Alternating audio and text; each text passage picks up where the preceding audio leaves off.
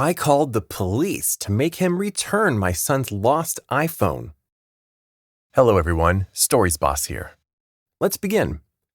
My usually not irresponsible teenager lost his phone and just realized it while competing in a district track meet he was invited to, discus.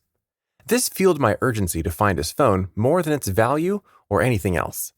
I had my daughter use her Find My Phone app to see it at a local convenience store. I refreshed the search to see that it was hovering around the space of the store and the parking lot. Almost back and forth between two locations. I tell my daughter I'm taking her phone with me to the store to retrieve it in between my son's events, 100-meter discus and shot put.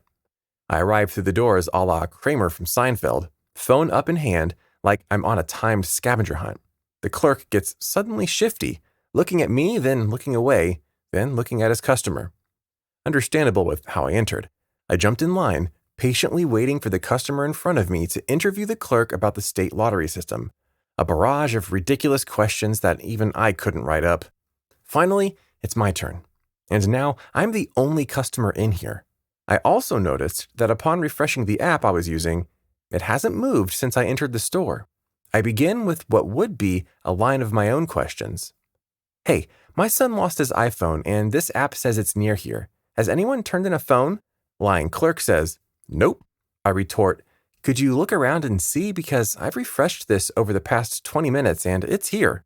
Liar McLiarstein continues his poorly spun web of lies. I don't know anything about it, man, so quit bothering me. You lost your phone, get over it. Dude, it's here. Where's my phone? If you want to make it a whole thing, go ahead and call the cops. See what they do. Oh, let's do that. Now, I know that I can ping the phone to make it make noise, but I don't know if he's got it in his car, in the back room locked up, or somewhere I can't go without getting arrested, like behind his counter. I call the cops and explain the situation as well as my suspicions. The police ask what app I used, if it's active, if I have any more evidence that it's in his possession. I explain that I didn't want to ping it yet until they could help. They agreed to send a car out. I waited outside at the next door Dutch Bros, out of his line of sight, hoping he was convinced I left. The police arrived and I flagged them to me, showing him the app. They also took my ID, which was weird, but whatever. We end up entering the store together as I ping the phone. Bloop, moo, moo, moo, moo. Bloop, moo, moo, moo, moo. It's in his office. He answers questions and he gets handcuffed. I get the phone back to the track meet in time to just miss him getting second in discus.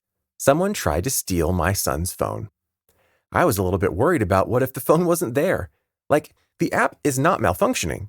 We can't just rely on the app itself to solve situations, but luckily, you just got it back.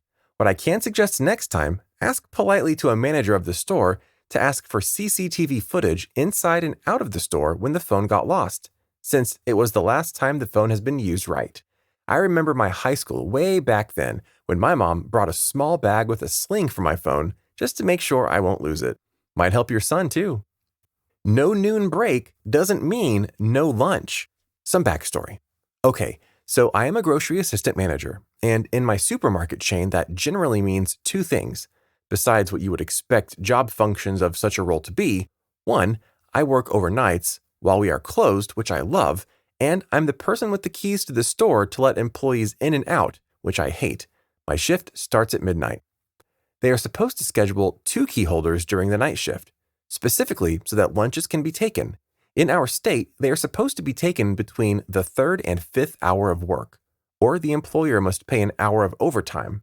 Well, besides store management, who wouldn't be caught dead overnight, there is myself and 2 other key holders, my fellow assistant, whose schedule they changed to be overnights on my days off, and a produce clerk, who comes in at 4 a.m. 3 days a week.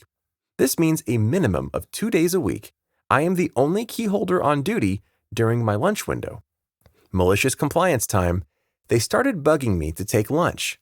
They were getting flagged from corporate about my overtime hours. I said, so you want me to work during my lunch to let people in or out?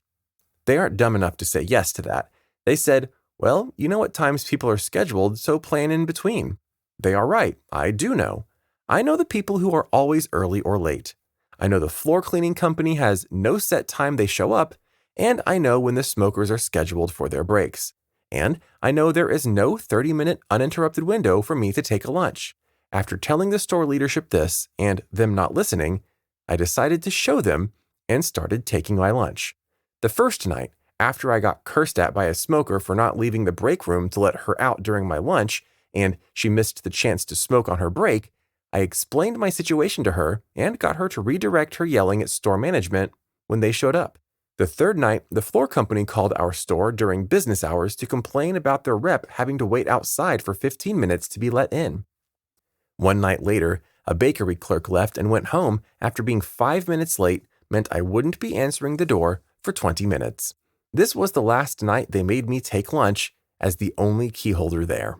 Then that means your store has no noon break for employees. However, that doesn't mean you're not taking lunch just to attend the door for employees to come in. I think you should talk about that with the management to take action because that restricts your time for taking a lunch break. This has to be taken action since these might cause trouble with other people or employees. I spent $71,000 to move my neighbors away. My now ex-neighbor was pretty trashy. Cars sitting on blocks in the yard, cigarettes hanging out of her mouth while she's 9 months pregnant, blasting Kid Rock tunes level trashy. Well, this lady decided that paying $1 per trash bag was just too much. Our township will only pick up your trash if it's in one of the approved purple trash bags, though. So, normal trash bags will just be left behind. The trash truck drives right past them. Her solution? Buy normal trash bags at the dollar store and have her 8-year-old child toss them over the fence into my yard. Now their trash is my problem. After confronting her, she just laughed. So I called the cops. They said that since the kid was so young, there was no proof his parents told him to do it. There was nothing they could do. So this went on for about 4 months. Me taking the bags of trash they tossed into my yard, wrapping them in the purple bags that I paid out of pocket for, and putting them out to the curb. Pretty fucking annoying. Not to mention the extra $3 or so a week I'm spending on trash bags. I'm slowly growing to hate this woman. It was annoying at first, but I was getting mad. Mind you, I own my home, and she was renting hers. So I got a hold of their landlord, and I offered to buy the house for a decent amount above market value, 17%. He jumps at the offer, and soon I am the proud owner of the house next door to me. Sure, it cost me $71,000, but what price do you put on peace of mind? The very first thing I did was serve them an eviction notice. In person, across that same fence that they like to throw trash over. That was 31 days ago. As of today, the unit is empty. I don't know where they went, but they're someone else's problem now. All because she didn't want to pay for her own trash bags. I think I'm going to knock that house down and make my yard bigger. I've been wanting to put in a handball court. Note for the profile stalkers, this is not the same neighbor with the husky. I like those neighbors. What came first to mind is that she might be struggling in life. They might be in a difficult situation with nowhere to go. She can't even afford a $1 approved bag. We can't blame her if she can't afford the amount, like out of her budget. Second, spending $71,000 for that just to move them away is a little bit too much and unnecessary. But if you got plenty in your pocket, then okay, that's cool. Now, you're thinking of what you're going to do with that house and yard. It will cost more money for renovating and all. On the other hand, they were wrong, I know. They should have at least listened to you and mind their problem, not give the problem to others. My head is getting warmer than this broken toaster. I work at a sandwich place. Despite the town being 75% restaurants, everyone seems to want to eat here instead. Unfortunately, during our remodel, the toaster broke. Won't turn on.